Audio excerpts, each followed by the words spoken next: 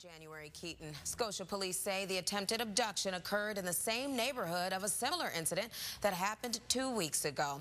It's our top story. News 10's Taryn Kane is live in Scotia with more on these attempted abductions and what police are looking for. That fire is still under investigation.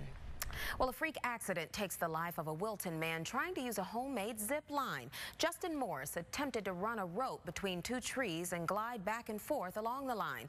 He was standing on a makeshift platform attached to the lead tree when that tree fell, sending Morris falling to the ground. The tree then fell on top of him.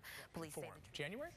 Mark, the governor has big plans for the roads and bridges of New York and even bigger plans to keep us in the know about it. Orange barrel season, as you know, it's in full swing, and as the New York Works project adds more construction, more reroutes and detours to the roads, Governor Cuomo's keeping you informed about any snags you might face, and he's doing it in an interactive way. The New York Works program. News 10. All right, thank you so much, Amy. Well, the town of Aurora is in mourning, and the nation mourns with them.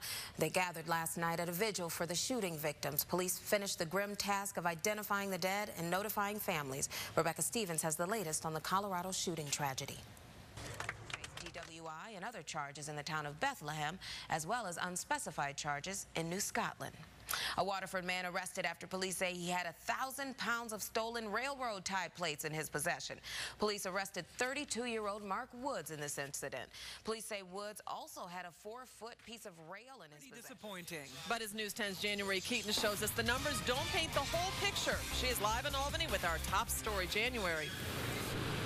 Hey guys, I'm outside of the Department of Labor here in Albany, where today some very interesting unemployment numbers were released. How can there possibly be job growth in the capital region, but less people working? Cemetery. Pittsfield police say they were contacted by 27-year-old Andrew Apple's girlfriend Saturday to help find Apple. Police were eventually able to locate him in Cheshire, a small town north of Pittsfield. Police say Apple was in a cemetery threatening suicide with a gun. A negotiator talked to him on his cell phone and he put down the gun. Apple is facing several charges in the case.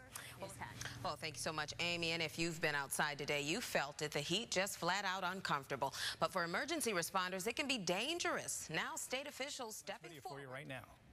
It's the kind of crime that leaves you asking, who does that? Two guys break into this concession stand here in Gloversville, kick down the door, I'm talking about, just to get inside and steal loose change. Less than $5 worth of change, most likely. The damage done to the door, more than their haul, but they underestimated this Little League. All their actions were caught on tape.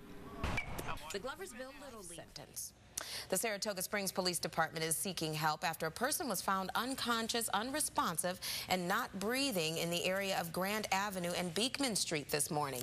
Officers tell News 10 that 28-year-old Matthew Stedman was transported to Saratoga Hospital, where he is listed in critical condition. Police are requesting information from anyone who might have seen or been with Stedman prior to that incident. Well, a Troy couple arrested after they were allegedly caught stealing baby formula. East Greenbush police arrested 23-year-old Marcella Schaefer in historic Albany building. Albany partnering with education programs to bring cutting-edge technology to a part of the community where it's never been before. This swath of empty, grassy lot will be bustling with students. Both of them, you could face up to 1 year behind bars. New York Senator Charles Schumer wants to require all recreational motorboats to display passenger limits after 3 children died when a yacht capsized off Long Island on July 4th. Today, the senator urged the Coast Guard to movie theater massacre. Good evening, and thank you for joining us. I'm January Keaton. Even with the suspect in Colorado movie massacre in custody, state, local, and federal law enforcement officers are dealing with another threat from the alleged shooter. ABC's Brandy Hitt has the story. We're about to